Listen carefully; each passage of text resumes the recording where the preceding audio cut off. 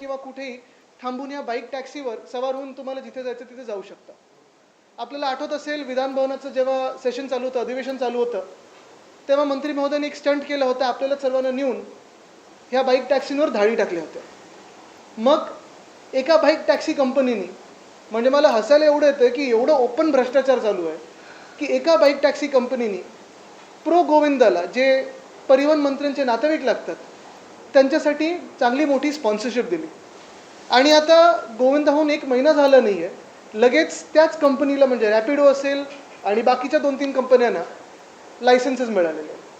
बरं, हे लायसन्सेस मिळाले चांगलं आहे, आनंदाची गोष्ट आहे की लायसन्सेस दिलेले आहेत, नवीन काहीतरी एक वेगळा मार्ग येतो आहे मुंबईमध्ये. पण एका बाजूला आपण पाहतोय की एल्फिन्स्टन पूल बंद करून ठेवलेला आहे, सायन पुलाचं काम झालं नाही आहे, टिळक ब्रिजचं काम चालू आहे, ट्रॅफिकचा बट्ट्याबोळ झालेला आहे, रस्त्याचा बट्ट्याबोळ झालेला आहे.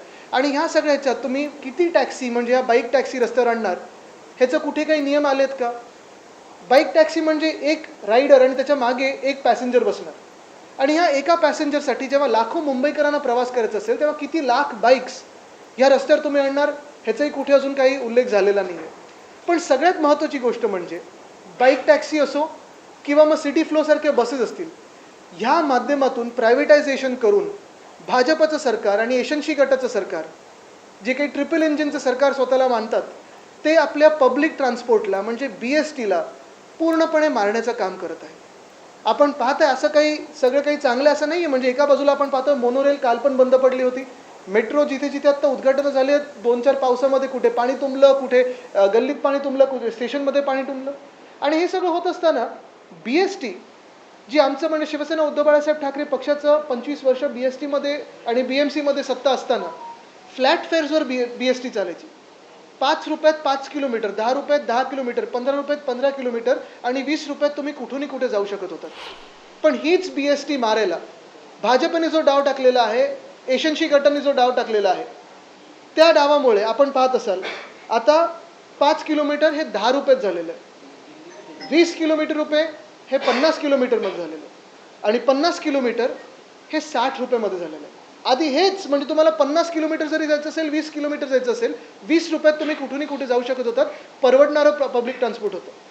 आणि ह्या उलट आता तुम्ही बाईक टॅक्सी जर पाहाल तर एका मागे म्हणजे तो बाईक टॅक्सीवाला जो असेल त्याच्या मागे एकच व्यक्ती बसेल आणि 1.5 किलोमीटरला 15 रुपये तुम्हाला लागणार आहेत. नेमकं ह्याच्यात फायदा कोणाचा होतोय? हे बाईक टॅक्सीवाले कोण असणार, कुठून येणार, लोक जे वापरतील त्यांचं संरक्षण असेल की नाही, महिला पुरुष दोघांसाठी म्हणजे वुमन सेफ्टी असेल, मेन सेफ्टी असेल. बरं, हे जसं बाईक चालवणार त्यांना हेल्मेट कुठचे देणार, कोण देणार? नो एंट्रीमध्ये आता जसं काही काही स्विगी वगैरे आपण बघतो घालतात गाड्या, तसं हे घालणार का? ह्याच्यावर निर्बंध काय किंवा पाबंद काय लावणार आहात की नाही तुम्ही? मला वाटतं हा प्रश्न उपस्थित होतो.